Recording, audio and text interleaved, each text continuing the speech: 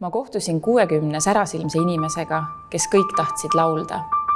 Ja tänaseks me seda teemegi kõik koos ja me läheme laulupeole.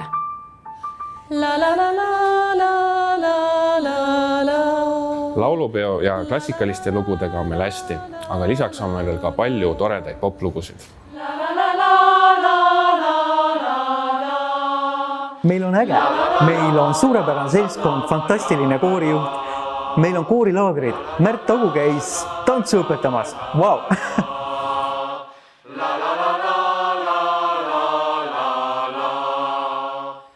See koor, kus ma käin, on lihtsalt fantastiline. Siin on nii toredad inimesed, ma tulen iga nädal siia suure rõõmuga.